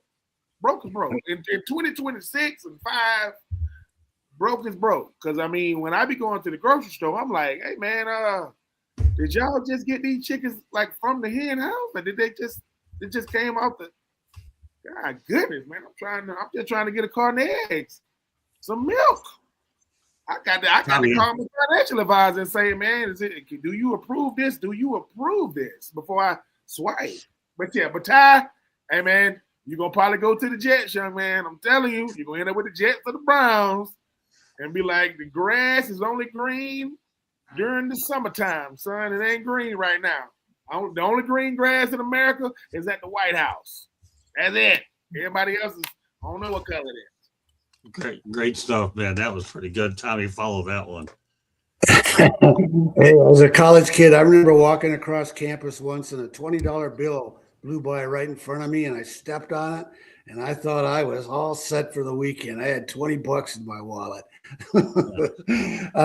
Hey, Ty Simpson, he might be the first Alabama guy I've ever rooted for and wanted to see him do well. And it's because he didn't go to another school just for the money. I guess they have some kind of tradition at Alabama where they put your name in a brick or something on a wall or whatever. I could have that wrong. And for him, that was enough. He didn't want to go to another school after earning that what he considered a prestigious honor. So I have a lot of respect for them. For that reason, that he didn't go to another school. I don't understand why he didn't come back for another year. Whatever he was going to make, even if it was less than other schools, it was going to be plenty. And like it's been said already on here, he needs more seasoning. Okay. Few more topics to go. Only one stadium that Josh Allen had won at, it was Levi Stadium, unfortunately, which was the host of the Super Bowl, but didn't get the opportunity. So you're going to have to win it someplace during the regular season. Some thoughts, Jeremy, about the stadium that Josh Allen didn't get to that many of us thought he would get to, and he's going to have to wait for the regular season because it wasn't meant to be at Levi Stadium in the Super Bowl. You want to get there, you got to win in the playoffs. He wasn't able to do that this year. That's all it boils down to. You can say whatever you want. Josh Allen is a great QB. They're only as good as the team around him. There was some bad play calling in that play. There was some horrible defense in that game. But ultimately, he didn't have Joe Burrow. He didn't have Lamar Jackson. And he didn't have Patrick Mahomes in the playoffs. He has no excuses. Candy? You play long enough. Hopefully you get a chance to win in all the different stadiums. He doesn't play there very often. And yes, did he make it there this year? No. Partially on him. He had a bad game. Also on his defense. And like I said, when you come down to the playoffs, it's about mistake-free football, and they just weren't mistake-free. Mel? Man, Marvin and Ben have talked about it, and they know about it. It's hard to win in the NFL. And those guys on the other side of the ball, across the other side of the field, they're getting paid. Their coaches are getting paid. They're going to the window on Monday or Wednesday. We went to the window. You guys probably didn't go to the window. You guys probably got direct deposit. We had those things called checks. You guys probably don't even know about them. To get a check, and then we had to get in our car and drive to the bank and deposit it. You guys got direct deposit. But anyway, those guys are getting paid. So it's hard to win, and it's not about it's more than just Josh. I mean, he can only do so much. I mean, there's 21 other guys that he has to that have participate in this as well. A team is a team. A team is not one person. Josh Allen is one person, and Josh Allen can only do what Josh Allen can do. And sometimes when he tries to do more than what he probably should, he gets himself in trouble. He tries to put the team on his back. He gets himself in trouble because he gets a little careless with the football. But he'll get his opportunity to win. I mean, he's going to be around for a little while. He's still a young guy, so he'll get his opportunity. Now, it may not be the Super Bowl again in Levi Stadium, but he'll get an opportunity to win a game there. Marvin?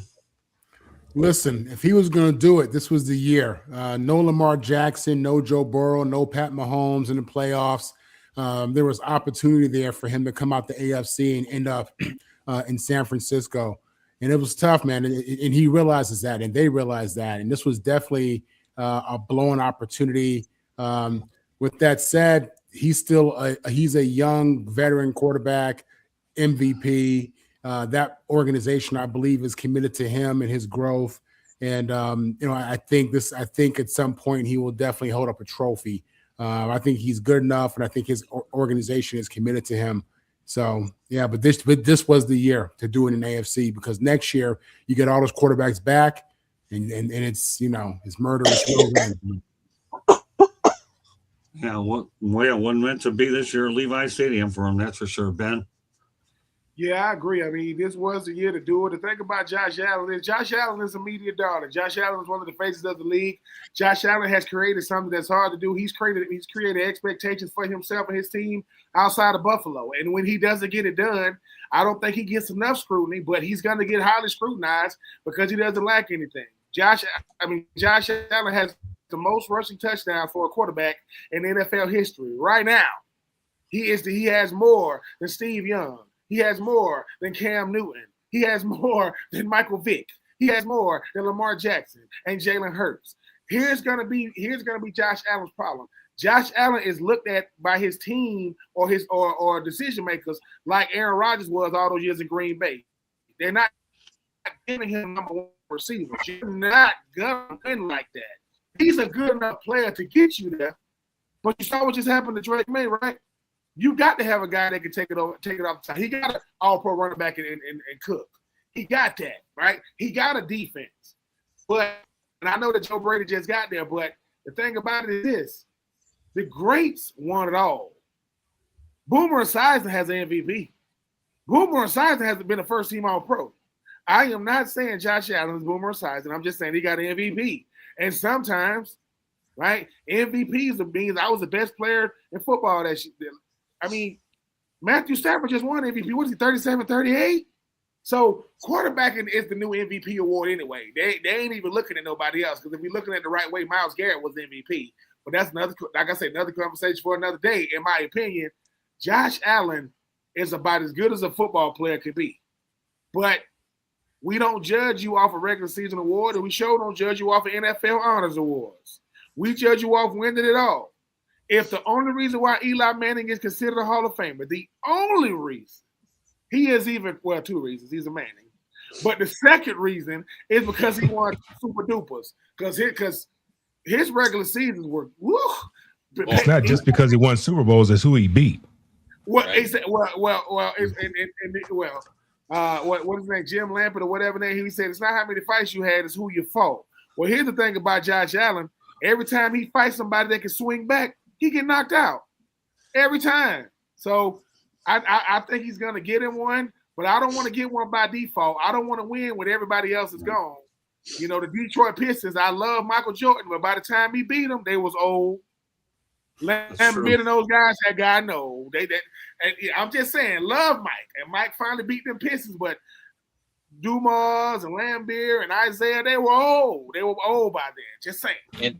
And don't forget the Lakers, we still claim that trophy in the bubble. Yeah, the Lakers claim that. The Lakers claim the trophy in the bubble. You know, because guess what, Mel? It might have been the hardest one to win. Yeah. So Dwight Howard and different guys get to say, man, I'm a champion. Yeah, it's the bubble. No fans around. Nobody around, and you won it. If you're not gonna count the bubble championship, you shouldn't have played it. You shouldn't have played it. And so yeah. I mean, we count it. We hang that banner up in the rafter proudly. We count it. LeBron James. Just saying. Well, they count. Well, wait. Let's not get off track. The Lakers counted the NBA Cup for crying out loud. Don't count any banner that comes their way. Forget they just put a pennant up for that or something like that. We don't count that. That's how you want to go there. Let me tell you something. Don't get Jeremy excited about. Don't get Jeremy excited about the Pistons. I'll take a pin. Don't forget who Jordan had to add to that team to win more championships, and that was Dennis we know Rodman. about Dennis Rodman. Yeah, I know. All right, let's don't get him excited there. Right, that's all. But he's right. I got to give him his due. They needed Dennis Rodman, that's for sure, and all his antics. Okay, Tommy, you have the last word. Aren't you lucky you have the last word on a lot of these? Hey, we make too much about the Super Bowl. I was scrolling through Twitter the other day, and there was this post from the old NFL Network days when John Facenda, the voice of God, would narrate the films. And it was like the early 80s. And they were talking about who was the greatest NFL quarterback up until then. And they had an autogram for all the titles he won with the Cleveland Browns. But they said he didn't call his plays. Paul Brown did. They had Fran Tarkenton on there. Boy, he had thrown for more yards than anybody else. Incredible plays with him scrambling around. But he lost a couple Super Bowls. They had Roger Staubach on there. And Staubach won a Super Bowl, and they beat the Dolphins, but he also lost to the Steelers twice in the Super Bowl. If Roger Staubach was playing today, people would be sniping at him that he can't beat the Steelers. And then they had Johnny Unitas on there, and Johnny Unitas never won a Super Bowl. Johnny Unitas had the record forever, 47 straight games with a touchdown pass. And he was throwing passes when there was no rules against brutalizing the quarterback or attacking the wide receiver. And he still had a streak for 47 straight games that stood for decades until Drew Brees broke it with a very far relaxed rules. So Josh Allen is still a young guy. Maybe it'll break for him with the Super Bowl. Who knew that it was going to break for Seattle and Sam Darnold this year? You just don't know how things are going to break. But Josh Allen has already proven himself to be a great quarterback with or without the Super Bowl. Okay, a couple more things I want to get to. The longest active playoff drought actually now goes Miami is since 2000. You have the Raiders, obviously, are at, I think, 2002 and counting. And Chicago, actually, their drought came to an end by beating Green Bay. The Jets are 2010. And, of course, we all know that the Bears engineered a comeback of plus 8 points when they ended up winning 18 points against Green Bay. They're 1-37. Not that Candy wanted to hear that.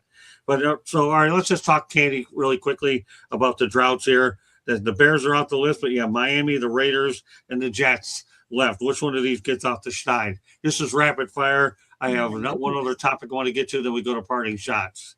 None of the above. I mean, I don't know. Like, you're talking three bad teams that I don't see. I mean, it depends on quarterback. And, if Miami moves on from Tua, who do they go to? The Jets, I don't see them anytime soon. And then you said, who else? You said the Jets, Miami. Why is the Jets, Miami? The Raiders. Oh, the Raiders. Candy. Good evening, Jen Cobb. Thanks for being in, Jen. Always great to see you pop in when you get in. Love the show. We love having you in here.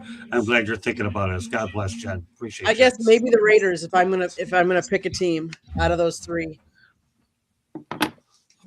Okay, Jeremy, quick. Okay, New York Jets, Atlanta Falcons, Indianapolis Colts, New Orleans Saints, Arizona Cardinals, Las Vegas Raiders, and Tennessee Titans. That's the ones that have had the longest playoff drought. But the longest one is the Jets since 2010, 15 years. Atlanta, 8 years. Indianapolis, 5 seasons. Same with New Orleans. I don't see New Orleans getting back soon, but if they re-sign Danny Dimes and he's healthy and he plays like he did at the beginning of the season, Indiana Colts have a shot with that team. Arizona, we don't know what you got in Mike LaFleur. So, and Las Vegas Raiders, you don't know what you're going to have with them because they need O-line help as well as weapons, as well as a quarterback. And then the Tennessee Titans, who knows? All right, but I said rapid fire, Jeremy, on the three. He said Dolphins, Raiders, or Jets. Which of the three? Which team is going to get to the playoffs first? Out of those three. Huh? I don't think any of them's getting there anytime soon when you name those. Okay, that's fair enough. I'll accept that from you. I'll accept that for you. They're all bad. Okay, go ahead, Mel. Jeremy, you should run for Congress. That was one heck of a filibuster. Out of those three, because none of them have a quarterback, and we assume that the Raiders are going to take Mendoza, so you have to go with the Raiders. I like that logic. Okay, Marvin. Yeah, I was going to say the same thing. You got to go with Vegas because you know who their quarterback's going to be, and you just hope that they got a plan for this kid and they have an offense right for this kid, and you hope they protect them. But you'd have to go with Vegas because not the Jets. They trash. In Miami, they right there with the Jets. Where are you going with this one, Ben? I'm going with the Dolphins. The Raiders. Okay. Oh my God! Let me tell you something. I mean, the Raiders got they got some really, really nice colors. Fire, Ben. But Fernando Mendoza is going to go out to the Raiders and go, Hey man, is this Cleveland? No, you in Vegas. I mean, it's just the Jets and the Raiders. It's not that big of a difference, man. I don't know why. I just say the Dolphins. They'll find a way because Tua, you know, I mean, we've seen him play good football before. We've seen this. The last time the Raiders had a good quarterback, what was it? 2002, Rich Gannon, and his receivers was Tim Brown and Jerry Rice. That's, you know what, they were the Indiana Hoosiers of the NFL. That's the oldest starting lineup you ever gonna see in a Super Bowl. So it is the Dolphins. I played for the Raiders and the Jets. Hey man, if the Jets win a playoff game, the economy coming back around, people, we gonna be straight. We gonna be good. Something big is about to happen in the world. So I do hope the Jets do it because the Raiders not doing it. Tom Brady can't help the Raiders. He can't do nothing for them. So it's gonna be the Dolphins. Okay, Tommy. I can't pick any of those three. And in fact, the only thing I'll say is we'll be having the same question this time next year. Fair enough. Okay. Well, at least the Bears won't be on the list because they took care of business. All right, one other topic I want to get to, and we're going to go parting shots. I'm going to refrain from mine for the sake of time purposes, so we make sure that everybody gets theirs out. Al Michaels will return next season to call NFL games for Prime Video. You glad to see it, Jeremy? Well, yeah, because it's funny when he complains about the low-scoring games they have on Amazon Prime. So you glad to see it, yes or no? I said yes, because I love it when he complains about the low scoring. Okay, gives us his logic. What about you, Candy? Yes. Okay. Mel? I don't even care. I don't even watch the Thursday night games, to be honest with you. And half the reason is because Al Michaels, he's just so bland and boring. I can't even take it. Okay, fair. What about you, Marvin? Yeah, listen, I like Al. I do. I like Al. He always lets you know he's looking at football through the eyes of Vegas. I can respect that. But yeah, Al's an old school dude, man. I like him. Happy to see him back. I have no problem with him either. Okay, Ben?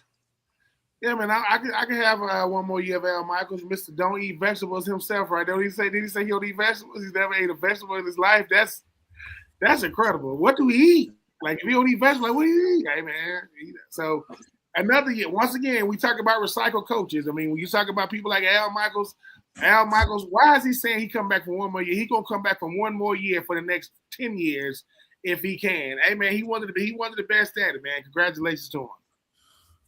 Okay, that's fair enough. Tommy? Yeah, Al Michaels is a legend. If he wants to come back, I don't have any problem with it. I don't watch Thursday night games either, so I don't know if he's slipping. If he mixes up names like a lot of the old broadcasters do when they finally step away. But just on his reputation, I don't have any problem with Al Michaels. Okay. All right, now we're going to go to parting shots. Jeremy, lead off. We got about a minute and a half to get it going. Well, looking forward to the scouting combine. I can't wait to see if I can talk to a few of those cats coming out of college. I want to see what they got to say. Yeah, good enough. Candy? Now that the NFL season is done, time to enjoy some Olympics. Kudos to the women's hockey team for being undefeated so far and defeating Canada 5-0, as well as the mixed curling team. They got silver today. I'm looking forward to watching them right now. Olympics. Okay. Mel? Yeah, I don't know if you guys hear me. Everybody sounds robotic. My dial-up is something's going on with my dial-up right now. Dial-up internet. But my parting shot would have to be. I really didn't have a parting shot. I mean, like Kenny said, I'm the Olympics are here. Football season is over. I don't know what I'm going to do with myself for the next few months. I guess I'll find something to do. Probably spend more time with my grandkids, I guess. But looking forward to see what the Lions are going to do this offseason, and looking forward to being with you guys another year. There we go. Well, we enjoy having you. Of course, I'll tell you one thing. Our Saturday shows a hit, and we do well on Tuesday night, so we have a lot of fun. Marvin? Yeah, this is always one of the worst times of year. Football's over, and, you got to wait now till August, July for preseason. It's really somewhat depressing, to be honest with you. This is also the time of year where I do go into the NBA. So I'll be definitely focusing a lot more on my Lakers and seeing what's going on with them. But, man, I'm going to miss football, and I'm thankful for Sam Darnold for bringing home a Super Bowl trophy, not just for the Seahawks, but as an alum of that school. All the alums support him. Those are my shots. Okay. Ben? This is to all you colleges out there that usually only want to talk about football because that's all you got. The defending national champion Florida Gator basketball team, they're going for the two-peat. I know that a lot of colleges can't really say that, right? I mean, yeah, we talk about Hall of Famers, we talk about Heisman Trophy winners, but let's talk about that hardwood, because if you've ever seen them Florida Gators, they don't want to call us a blue blood because they hate us. So if you're not a Gator, you a hater. But I gotta say this: cereal is soup, hot dog is a sandwich. I don't like big spoons, and I don't like little forks. Call it like I see it. Take it as you wish. Tommy?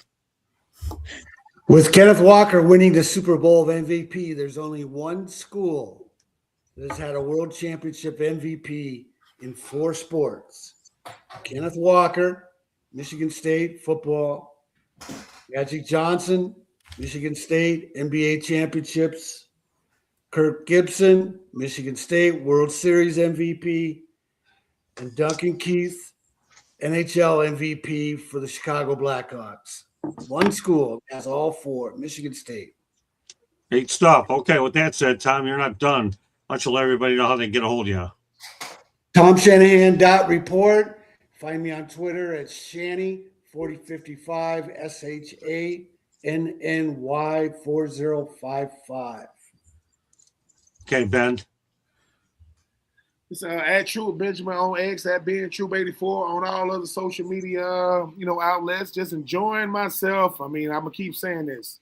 Football is way in the rear view when I get to do things like this. So I mean, I'm just enjoying myself on these airways. Never ever thought I would replace with football with something I enjoy. But listen, when you're doing what you enjoy with people you admire, doesn't even feel like work. Oh, Ben, we enjoy your candor. You have candor like nobody I've ever seen in this business. That's why you don't get a check.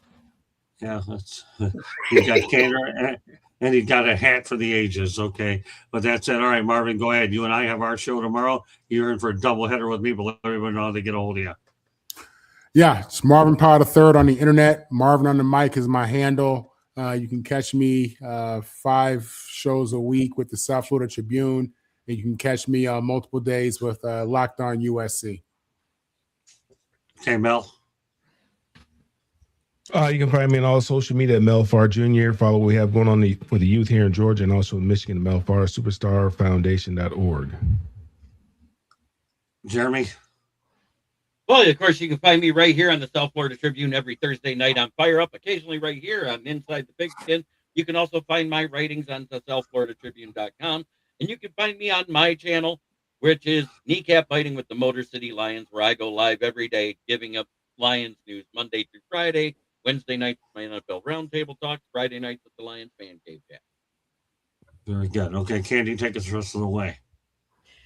South Florida Tribune Publishing Company published a book, Lessons from the Microphone, Tuning into the Enduring Wisdom of Visionary Leaders. It is written by our host, Scott the Motor City Madmouth Morganroth. Talks about his 40-plus years in the media business and how it has changed. Old school media meets new school media. Get your copy today. It's available on Amazon, Barnes & Noble, Kindle, Google, and Apple Books. It's also available in audio version. You can also get a link from our website, www.southfloridatribune.com, where we have a plethora of great content. Both Jeremy, I'm going to plug, Jeremy has been doing some draft profiles for a lot of the kids that are trying to get into the NFL draft. And Tom has been writing for us too. So go check out both of their columns on our website. They write great stuff, so go check it out. If you like to listen to podcasts, you can find us wherever you get your podcast.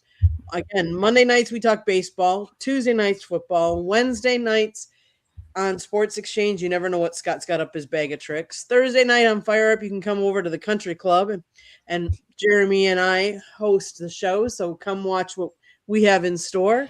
And then Saturday mornings, Scott does another episode of Inside the Pigskin and sometimes baseball as well. So turn on, if you see that red subscribe button in the lower right hand corner, click it like a share us, and then turn on your notifications so you're notified anytime we go live. We love having people commenting in the chat room. So turn on those notifications so you can jump on in. And then one last plug, Tuesday nights before this show, 7:30 p.m. Eastern on the Chicks podcast. It's 3 Chicks in a Pod or Chicks in Salsa. I'm one of the panelists on there, and we talk all things sports. Today we talked a little bit about the latest girls filing suit against Pitt in the women's basketball world. And then we talked Super Bowl because Dawn, one of the girls, was actually at all of the Super Bowl events and the Super Bowl this year. This was her 15th game that she's been to. So go check out our YouTube there, and check out the show as well to learn more. So yeah, Jeremy's done a really nice job writing some profiles on my Senior Bowl players. So I'll be writing a couple more as we go along, but Jeremy's done a good job looking for his columns, not only with his stuff, but some of the stuff that we've already sent his way. Everybody, we appreciate the contributions for that matter with everybody that participates on the network. You see a bunch of them tonight with Jeremy, Candy, Mel, Marvin, Ben, Tommy. They give it your best shot every single time. I do the best I can to not screw things up a little bit and try to keep things on track. So appreciate everybody out there. I'll say my parting shots and just turn them into topics. I would rather defer and let everybody get their 2 cents worth instead. Because, let's face it, I come up with 12 parting shots. I might as well let everybody say what they want to say, and that we try to improve there. But I got a good parting shot that I think it'll be worthwhile. That will become a topic probably next Tuesday night. So we'll stay tuned. One last thing before we get out of here is on Saturday, one of our big stories we're going to talk about is North Dakota State. The Bison will be obviously going to FBS. I'm going to spend a lot of time on there and as well to talk about that transition from FCS to FBS. So I hope you can join us on Saturday morning. And we'll also have baseball on Saturday as part of a doubleheader, and Sports Wrap is going to be rebranded on Thursday. It will not be one-dimensional with hockey anymore. We're going to try a lot of different things as well, inviting guests. So hope you can stay tuned as we continue to rebrand and do different things here. So with that said, I want to thank everybody for joining us on Inside the Pigskin. On behalf of Jeremy Ballrick, Candy Ebling, Mel Farr Jr., Marvin Powell III, Ben Troop, Tom Shanahan, great job to every one of you people out there, all my teammates tonight. Proud of you. We'll see if we can do better next Tuesday night here on the network. Take care, everybody. Have a great night and enjoy the football. We'll keep football going. We're not done. We got United Football League, and I got plenty of topics that we're going to talk about to make it look like football season isn't going away. Good night, everybody. Thanks a lot for joining us. And once again, while we're live, great job to my crew. I'm proud of you, every one of y'all. Thanks a lot for being a part of this whole thing. I want to let everybody know we appreciate each and every one of you. Good night, everybody.